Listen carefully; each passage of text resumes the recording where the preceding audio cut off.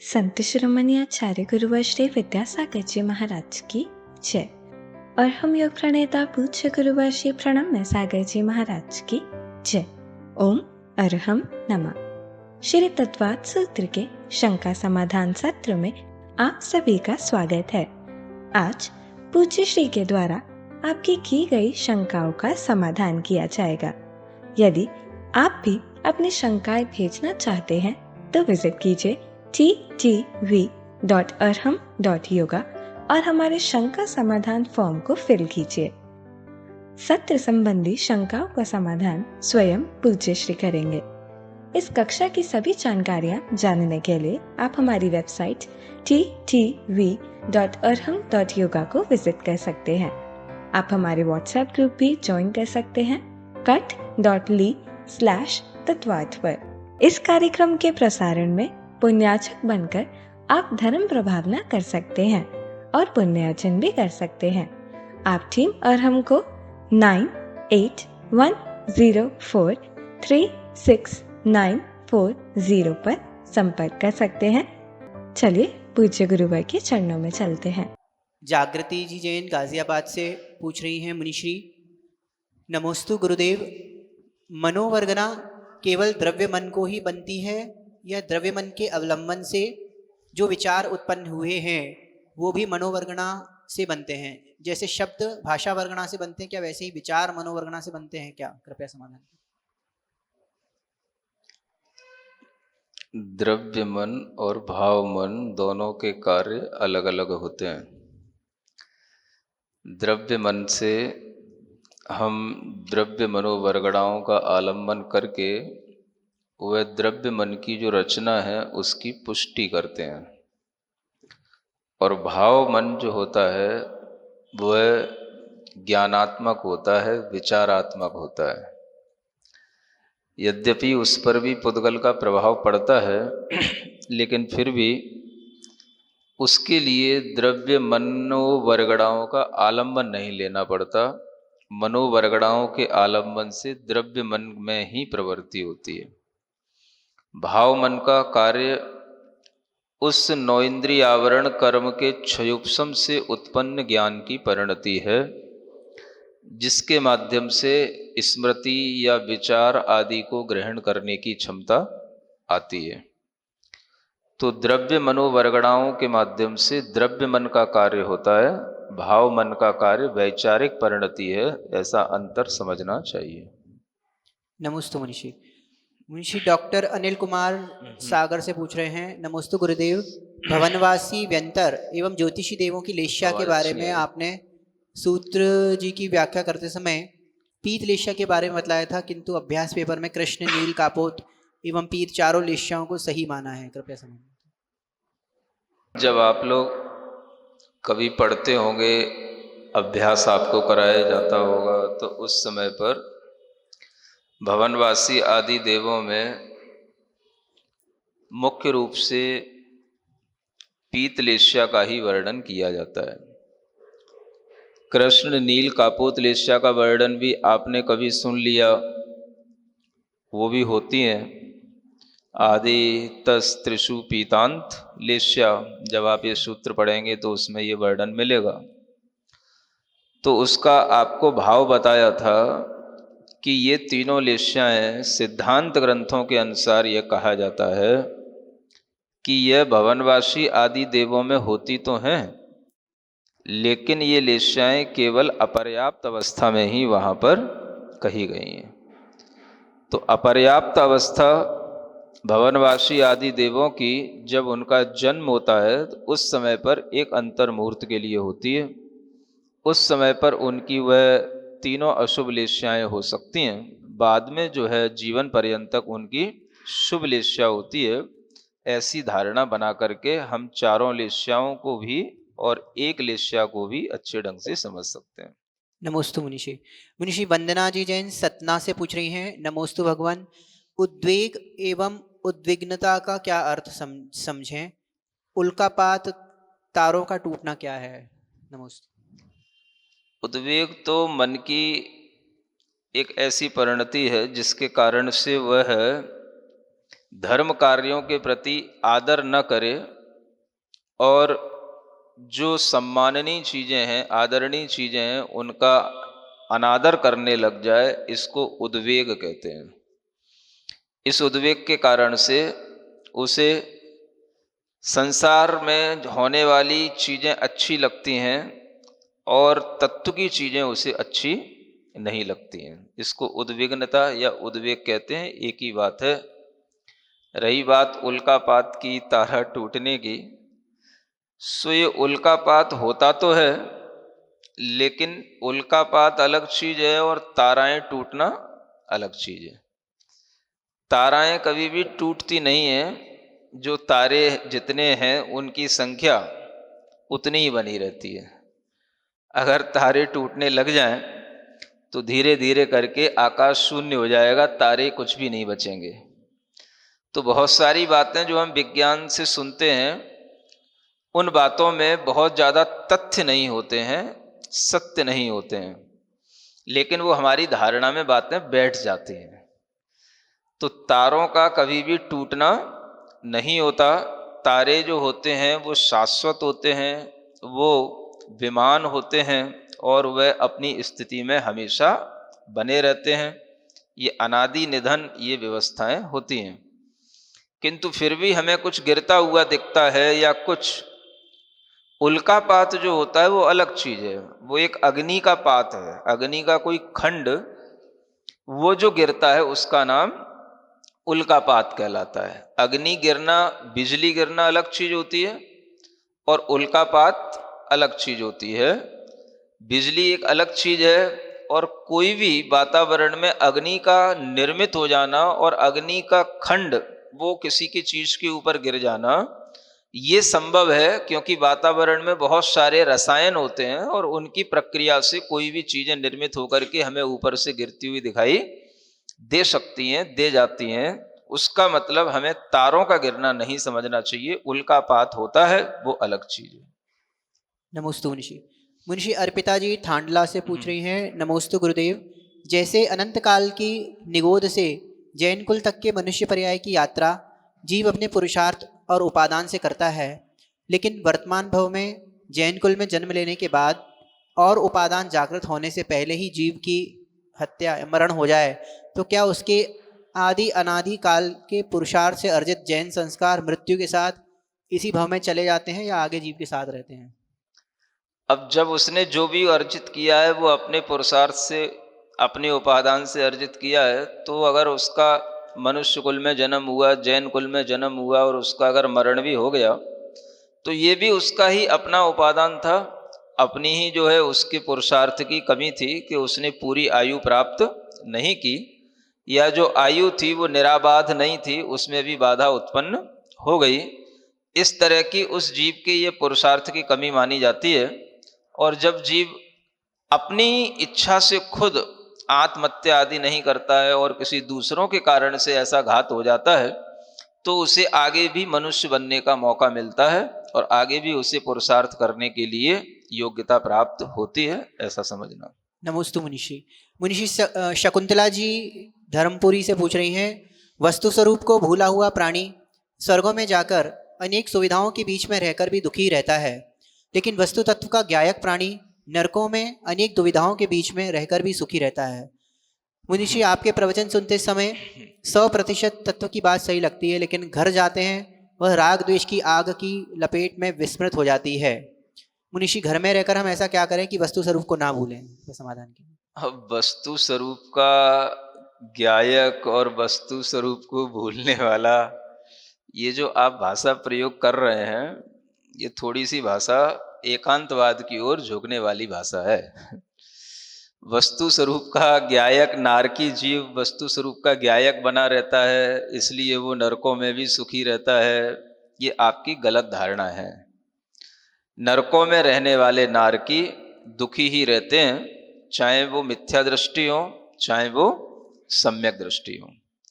कोई कोई विद्वानों ने अगर लिख दिया है कि नरकों में भी वह सम्यक दर्शन की घटाघटी, आत्मानुभव की घटाघटी होती है, तो ये उन विद्वानों की अपनी कल्पना हो सकती है। इसमें कोई भी शास्त्रीय, कोई भी इसमें तथ्य नहीं है। क्योंकि जो भी व्यक्ति इंद्रिय और मन से सहित होते हैं और वह उस नारकी वातावरण में पहुंचते हैं, तो वो भले ही सम्यक दृष्टि बने रहें, उन्हें इंद्रिय और मन से होने वाले जो भी शारीरिक, मानसिक और वहाँ के नारकी वातावरण के जो भी कष्ट हैं वो सब उनको सहन करने ही होते हैं। और वो कष्ट इतने अधिक होते हैं कि कोई सम्यक दर्शन का सुख उन्हें वहाँ नहीं मिलता। सम्यक दर्शन एक परिणति है श्रद्धा की, वो उनके भीतर बनी रह सकती है, लेकिन उससे वह दुखों से मुक्त हो जाते हो, ये गलत बात है। तो आप पहले स्वाध्याय अच्छा वाला करना सीखें।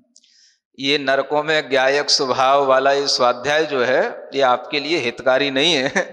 और आपको कभी भी वस्तु स्थिति का अगर हमेशा के लिए ज्ञाता बने रहना है, तो वह ज्ञाता बने रखने के लिए आप चाहे घर में रहें चाहे घर से बाहर रहें, वस्तु स्थिति जो भी रहती है वो हमें जैसी वस्तु स्थिति में हम होते हैं हम उसको उसी रूप में जब स्वीकार करते हैं तो हमारे लिए हम वस्तु स्थिति के सही ज्ञाता होते हैं।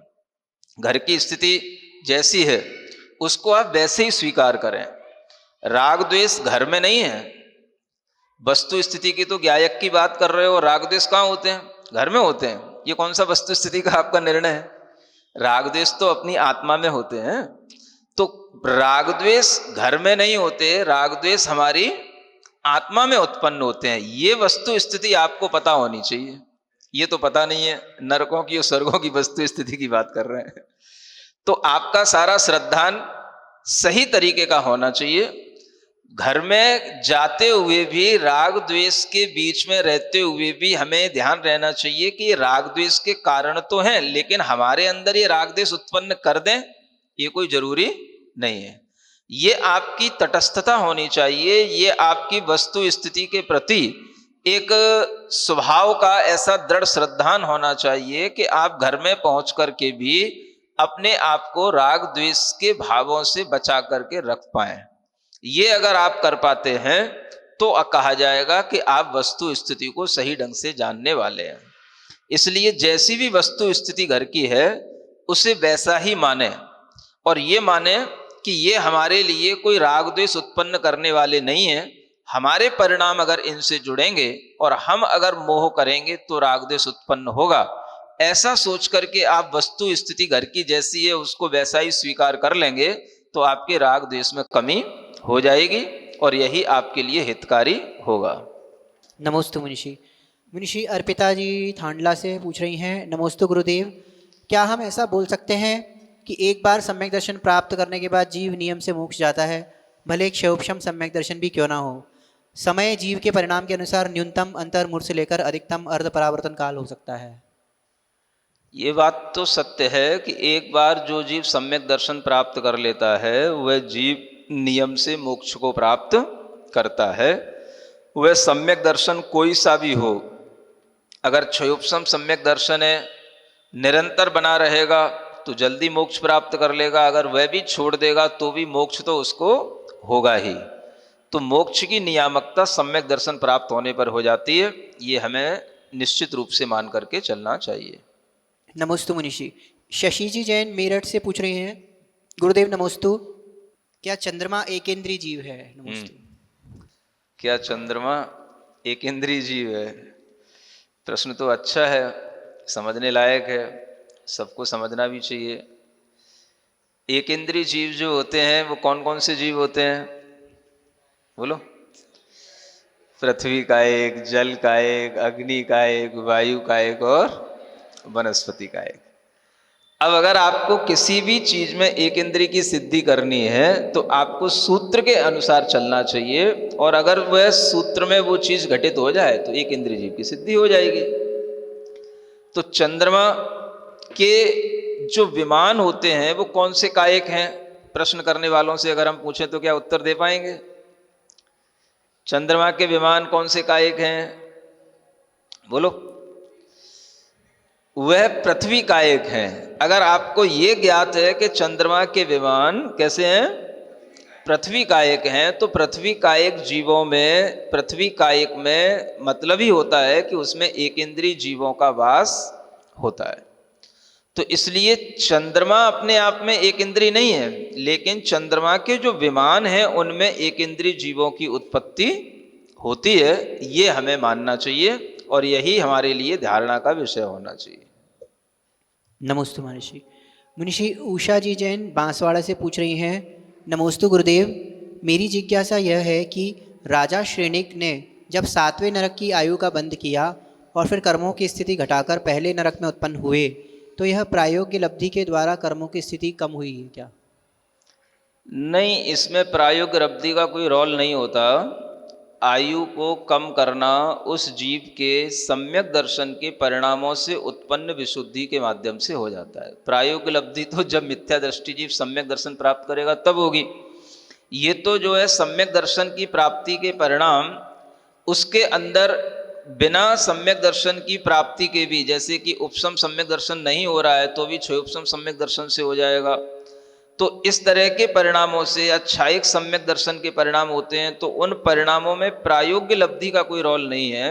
वो क्षायिक सम्यक दर्शन का बल है जिसके कारण से वह आयु को घटा लेता है, यानी उसमें विशुद्धि काम करती है और वो विशुद्धि सामान्य विशुद्धि कहलाती है। वो किसी लब्धिगत हो ऐसा कोई उल्लेख शास्त्रों में नहीं आता है। नमोस्तु मुनिषि। मुनिषि कविता जी जैन कानपुर से पूछ रही हैं, नई छेड़ाला में निश्चय सम्यक दर्शन में पांडव और पारशुनाथ जी का उदाहरण आया है, तो क्या गजकुमार मुनिराज और सुकुमाल मुनि, सुकोमल मुनि भी उसी प्रकार से उदाहरण लिए जा सकते हैं? हाँ, आप लोग नई छेड़ाला भी पढ़ रहे हैं, ये अच्छी बात है। उस नई छेड़ाला में व्यवहार सम्यक दर्शन और निश्चय सम्यक दर्शन का बहुत अच्छा वर्णन दूसरी ढाल के अंतर्गत किया गया है। और निश्चय सम्यक दृष्टि जीव कौन होते हैं, इसके लिए उदाहरण भी दिए गए हैं। पांडव और पारशुनाथ मुनि महाराज के लिए निश्चय सम्यक दृष्टि कहा गया है, यानी जब श्रवण हो ये निज ध्यान लीन, जब वे निज ध्यान में लीन होते हैं तब वह निश्चय सम्यक दृष्टि कहलाते हैं। अब इसमें अगर आपको और भी गजकुमार मुनि के या अन्य कोई के भी उदाहरण दिख रहे हैं तो वो कोई भी हो सकते हैं, सभी उदाहरण एक साथ तो नहीं दिए जा सकते हैं। जो भी मुनि महाराज आत्म ध्यान में लीन होते हैं वह निश्चय सम्यक दृष्टि होते हैं, ऐसा समझना चाहिए। नमोस्तु मुनिषि। मुनिषि शांतिलाल जी गंगापुर से पूछ रहे हैं, त्रिवार नमोस्तु गुरुदेव, मन और आत्मा एक ही है या उनमें कुछ फर्क है? एक तो नहीं है, लेकिन एक जैसी लगती है। आत्मा आत्मा है, मन मन है।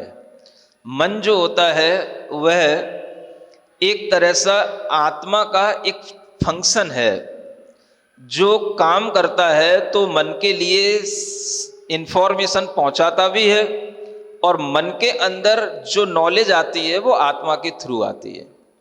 तो मन एक फंक्शन की तरह काम करता है, ऐसा समझना चाहिए कि आत्मा तो एक व्यापक चीज हो गई, बड़ी चीज हो गई, और मन उसका एक छोटा सा बटन हो गया। तो मन का मतलब आत्मा नहीं है और आत्मा का मतलब मात्र मन नहीं है, किंतु संगी पंचेंद्रीय जीवों में जो भी कार्य होते हैं वो मन से होते हैं। और ऐसा होते हुए भी मन और आत्मा में अंतर किया जाता है, करना चाहिए, क्योंकि मन जो है उस आत्मा के ज्ञान का प्रकटीकरण करने का एक साधन है, माध्यम है। आत्मा ज्ञान से लबालब भरा हुआ है, लेकिन मन जो होता है वो उस आत्मा के ज्ञान का एक छोटा सा साधन होता है, जिससे हम बाहरी जगत से भी जुड़ जाते हैं और अगर हम साधना करें तो उसी मन से हम आत्मिक जगत से भी जुड़ जाते हैं। तो मन एक बीच का माध्यम है, आत्मा अपने आप में व्यापक वस्तु है, ऐसा मानना। नमोस्तु मुनिषि। मुनिषि डॉक्टर मगन जैन आष्टा मध्य प्रदेश से पूछ रहे हैं, समवाय संबंध से क्या आशय है? अब आपका आशय एक प्रश्न से भी स्पष्ट नहीं होता। समवाय जो शब्द है न्याय की दृष्टि से अलग होता है और सिद्धांत की दृष्टि से अलग होता है। न्याय की दृष्टि से समवाय संबंध वैशेषिक न्यायिक लोगों के माध्यम से माना जाता है। वो समवाय एक ऐसा संबंध मानते हैं, माने समवाय नाम का एक कोई पदार्थ है जो गुणों को उस द्रव्य से जोड़ता है। जैसे आत्मा है और ज्ञान है, तो जो दूसरे लोग हैं वैशेषिक मत के या न्यायिक मत के, वो क्या मानते हैं कि ज्ञान आत्मा में समवाय संबंध से है, माने समवाय नाम के पदार्थ से वो जुड़ गया है, ये समवाय संबंध होता है। किंतु अपने यहाँ पर ऐसा संबंध नहीं माना जाता। समवाय माने होता है एक तरह का समूह। पंचास्तिकाय में आचार्य कुंद कहते हैं पंचंडम दब्बाणम समवाओ हवदि लोगो, यानी 5 द्रव्यों का जो समवाय है उसको लोक कहा गया है। तो समवाय का मतलब यहां क्या लिया? समूह लिया। इसलिए समवाय जो शब्द है अलग अलग अपेक्षा से अलग अलग जगह पर व्याख्यायित होता है, ऐसा जानना। सिरिजिणवाणी जग कल्याणी जग जन मदतम मोहरी, जणमण हारी गढ़हर हारी, जम जरा भव रोग हरि। तिथ्य राणम दिव्य झुणिम जो पड़ई सुणई मय्ये धारई, राणम सौख मणंतम धरिय सासद मोक्ष पदम पावई, सासद मोक्ष पदम पावई।